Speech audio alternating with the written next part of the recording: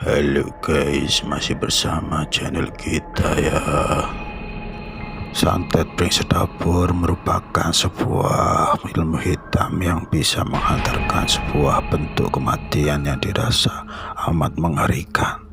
Cara kerja santet Brengsek Dapur ini mampu menghabiskan satu keluarga secara beruntun.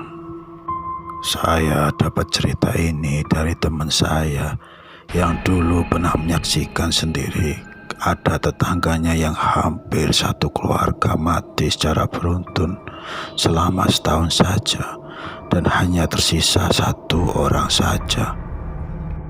Sebut saja keluarga itu adalah keluarga Pak Samadi yang memiliki seorang istri bernama Ibu Kasih serta ketiga anaknya bernama Chandra, Dewi, dan Joni. Keluarga ini merupakan keluarga yang baik hati, tidak terlalu kaya, tapi selalu berusaha untuk mencukupi kebutuhan mereka. Bahkan bisa mengajak anak muda di desanya untuk ikut bergabung bekerja.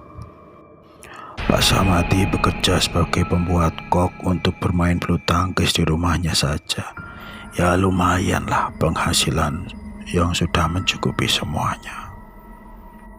Singkat cerita, waktu itu di daerah kami mau dibangun sebuah hotel besar, dan hanya keluarga Pak Samadi saja yang tidak setuju dan tidak mau menjual rumahnya itu. Pak Samadi tetap dengan pendiriannya sebelumnya untuk tidak menjual rumah peninggalan orang tuanya itu, walaupun dibayar dengan harga tinggi dan sangat mahal dibandingkan dengan yang lainnya. Bencana itu dimulai dari sini. Awalnya sih warga desa menganggapnya biasa, tapi lama-kelamaan terdapat hal-hal yang ganjil di luar nalar manusia.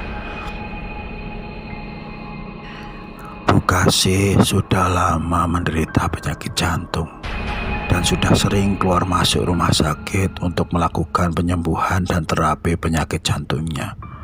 Tapi ia tetap bersyukur tidak terjadi apa-apa sama Bu Kasih. Hingga tiba-tiba di pagi subuh terdengar pengumuman kematian Bu Kasih. Dan saat itu warga desa memakluminya karena memang tahunya Bu Kasih meninggal terkena serangan jantung yang sudah dideritanya lama. Setelah meninggalnya Bu Kasih, Dewi anak keduanya jatuh sakit karena tidak mau makan. Badannya lemah sekali, setiap ada makanan yang masuk mulutnya pasti keluar lagi. Memang Dewi ini anak yang paling dekat dengan ibunya. Jadi ketika ibunya meninggal, Dewi sangat kehilangan, sampai tidak mau makan sama sekali. Setelah 3 minggu, Dewi tidak mau makan. Dewi dibawa ke rumah sakit untuk perawatan karena badannya Dewi sangat lemas dan tidak mempunyai energi sama sekali. Tetapi setelah Dewi dibawa ke rumah sakit, tidak malah kunjung sembuh, malah semakin parah keadaannya. Hingga 2 minggu dirawat, tidak ada hasilnya sama sekali. Akhirnya, tepat di 40 hari kematian ibunya, Dewi pun menghembuskan nafas terakhirnya di rumah sakit. Dan warga desa pun belum menaruh curiga akan kejadian tersebut. Pak Samadi hanya bisa ikhlas melihat apa yang telah menimpanya, karena menurutnya yang terjadi ini memang sudah takdir yang dituliskan oleh Yang Maha Kuasa. 3 bulan setelah kematian Dewi, tiba-tiba ada suara pemberitahuan di masjid kalau ada kematian hari itu.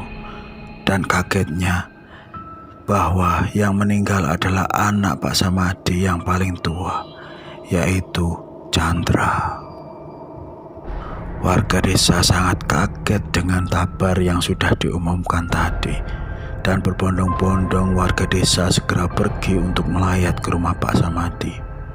Tapi warga sudah mulai penasaran dengan kematian Chandra itu. Chandra memang anak Pak Samadi yang paling bandel karena sering balap motor liar, dan selama ini tidak pernah terjadi kecelakaan selama Chandra melakukan balap liar di jalanan. Hingga akhirnya Chandra mengalami kecelakaan hebat dan nyawanya sudah tidak bisa diselamatkan lagi ketika perjalanan menuju rumah sakit terdekat. Pak Samadi pun mulai tidak tenang dengan kematian keluarganya secara berurutan. Akhirnya, setelah kematian Chandra, Pak Samadi datang ke tempat temannya dulu yang tahu akan hal-hal ganjil yang ada di sekitarnya. Dan benar saja, ketika Pak Samadi datang ke tempat temannya, Pak Samadi diberitahu kalau memang keluarganya terkena santet pring sedapur yang bisa menghabisi nyawa seluruh keluarganya. Setelah mengetahui hal itu, Pak Samadi pulang ke rumahnya dan memberitahukan hal tersebut kepada Joni, anaknya yang paling kecil. Dan memang tinggal mereka berdua yang tinggal di rumah tersebut. Dari temannya itu, Pak Samadi belum diberitahukan cara menangkal santet pring sedapur itu dan menyuruh Joni untuk tetap tenang menghadapinya. Pak Samadi lalu meminta pertolongan dari sesepuh yang ada di desa dan disuruh menunggu lagi. Soalnya memang sangat sakti sekali santet itu, sehingga tidak bisa terburu-buru untuk menanganinya. Selang 3 hari setelah dari sesepuh desa, di masjid ada pengumuman kematian lagi, yaitu Pak Samadi. Dan warga desa sangat kaget, soalnya 3 hari lalu Pak Samadi masih sehat-sehat saja. Warga desa pun penasaran dengan kematiannya yang ternyata tidak diketahui penyebabnya, dan Pak Samadi hanya ditemukan sudah meninggal di depan pintu masuk kamar mandinya. Joni pun sekarang tinggal sendirian saja dan sebatang kara karena keluarganya sudah meninggal dalam kurun waktu tidak sampai setahun saja. Karena takut kalau Joni akan menjadi korban berikutnya, sesepuh desa yang sudah tahu penyebab kematian keluarganya, Joni disuruh tinggal di rumahnya di sesepuh desa. Karena sesepuh desa tahu kalau Joni tetap di rumahnya itu, maka Joni cuma akan menjadi korban selanjutnya, dan keluarga Pak Samadi akan meninggal semuanya. Habis sudah. Karena biasanya santet pring sedapur itu, semua yang tinggal di rumah yang sudah ditanam sesuatu itu akan meninggal secara bergiliran, dan biasanya kematiannya secara tidak wajar. Benar saja, memang selama Joni tinggal di tempat sesepuh desa, Joni tidak mengalami hal-hal yang aneh terjadi kepadanya. Joni hanya pulang ke rumah kalau ingin mengambil keperluannya saja dan tidak sampai nginep di rumah itu lagi. Soalnya takut kalau ada hal yang akan menimpanya kelak. Karena ketakutan akan kejadian itu, sesepuh desa menyarankan kepada Joni untuk menjual rumah itu, karena hanya sia-sia saja kalau tidak ditempati rumahnya.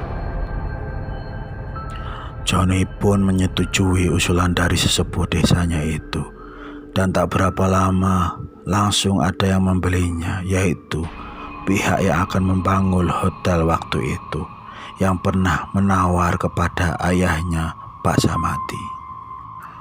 Warga desa langsung mengira kalau santet pring sedapur itu memang dilakukan oleh pihak salah satu orang yang ingin daerah itu dibangun hotel, karena memang saat itu hanya Pak Samadi yang menolaknya. Tinggal Joni saja yang hidup dari keluarga itu, dan rumahnya pun terjual kepada pihak hotel. Sekian cerita dari saya. Apabila ada salah, saya mohon maaf. Jangan lupa like, komen, dan subscribe ya.